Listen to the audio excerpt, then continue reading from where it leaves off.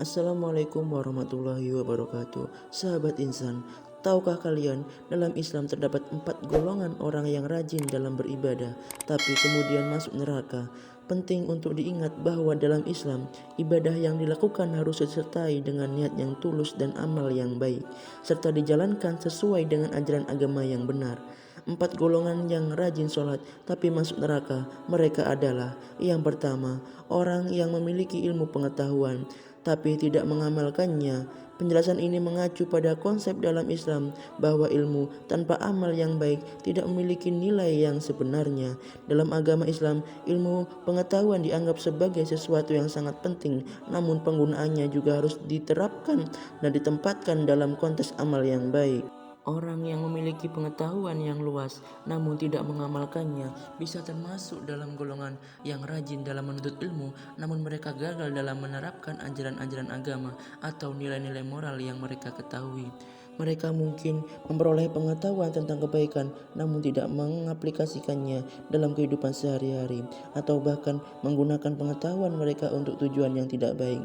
Dengan demikian, pesan dari konsep ini adalah bahwa pentingnya ilmu pengetahuan tidak hanya terletak pada pemahaman, tetapi juga dalam penerapan nilai-nilai yang terkandung di dalam kehidupan sehari-hari untuk mencapai kesempurnaan spiritual dan moral. Yang kedua, orang yang memiliki harta yang banyak namun tidak menggunakan hartanya untuk kebaikan. Merujuk pada konsep penting dalam Islam tentang zakat, sedekah, dan penggunaan harta secara benar. Dalam ajaran Islam, harta merupakan amanah dari Allah Subhanahu wa Ta'ala, dan manusia diberikan tanggung jawab untuk menggunakan harta tersebut dengan cara yang baik dan bermanfaat bagi diri sendiri serta orang lain. Orang yang memiliki kekayaan tetapi tidak menggunakan hartanya untuk kebaikan bisa termasuk dalam golongan orang yang rajin dalam mencari kekayaan, namun mereka tidak mempergunakan kekayaan tersebut dengan cara yang sesuai dengan ajaran agama. Mereka mungkin menjadi pelit, rakus, atau bahkan menggunakan harta mereka untuk hal-hal yang tidak baik atau tidak bermanfaat. Dalam Islam, disunahkan untuk menyisihkan sebagian dari harta untuk disalurkan kepada orang yang membutuhkan, baik dalam bentuk zakat, kewajiban maupun sedekah, amalan yang sukarela. Tidak menggunakan harta dengan cara yang benar bisa menyebabkan seseorang terjerumus dalam kesombongan, keserakahan, dan sikap egois yang tidak sejalan dengan ajaran Islam. Jadi, konsep ini adalah bahwa pentingnya harta bukan hanya dalam memperolehnya, tetapi juga dalam bagaimana kita menggunakan dan membagikannya dengan cara yang benar dan bermanfaat bagi diri sendiri dan masyarakat. Yang ketiga, orang yang memiliki kekuasaan atau kedudukan yang tinggi tapi mereka menyalahgunakan dengan menindas orang lain. Kekuasaan dengan menindas orang lain mencerminkan konsep penting dalam Islam tentang adil dan bijaksana dalam memegang tanggung jawab. Dalam Islam, kepemimpinan atau kedudukan yang tinggi tidak hanya dianggap sebagai sebuah kehormatan, tetapi juga sebagai amanah yang besar dari Allah Subhanahu wa Ta'ala. Orang yang memiliki kekuasaan atau kedudukan yang tinggi namun gunakan kekuasaannya dengan menindas orang lain termasuk dalam golongan yang rajin dalam mencapai posisi tersebut, namun mereka tidak mempergunakan kekuasaan tersebut dengan cara yang adil dan bijaksana sesuai dengan ajaran agama. Mereka mungkin menggunakan kekuasaan mereka untuk kepentingan pribadi, menindas orang lain, atau melanggar hak-hak individu.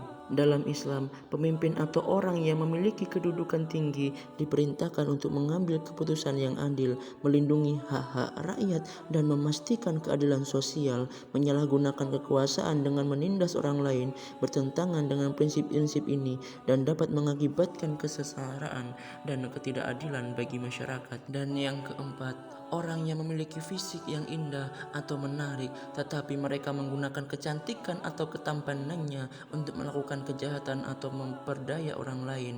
Penjelasan ini mengacu pada kejahatan atau memperdaya orang lain, mencerminkan konsep dalam Islam tentang menjaga kesucian dan moralitas dalam interaksi sosial. Dalam ajaran Islam, kecantikan atau ketampanan fisik merupakan anugerah dari Allah Subhanahu wa Ta'ala yang harus digunakan dengan cara yang baik dan bermanfaat. Orang yang memiliki fisik yang indah atau menarik namun menggunakan kecantikan atau ketampanannya untuk melakukan kejahatan atau memperdaya orang lain bisa termasuk dalam golongan yang rajin dalam menjaga penampilan fisik mereka, namun mereka tidak mempergunakan keindahan tersebut dengan cara yang baik dan benar sesuai dengan ajaran agama. Mereka mungkin memanfaatkan kecantikan atau ketampanan mereka untuk tujuan yang tidak baik seperti menipu, manipulasi, atau memperdaya orang lain. Dalam Islam disunahkan untuk menjaga kesucian, moralitas, dan integritas dalam setiap interaksi sosial, termasuk dalam mempergunakan penampilan fisik, memanfaatkan keindahan fisik untuk melakukan kejahatan atau memperdaya orang lain bertentangan dengan nilai-nilai moral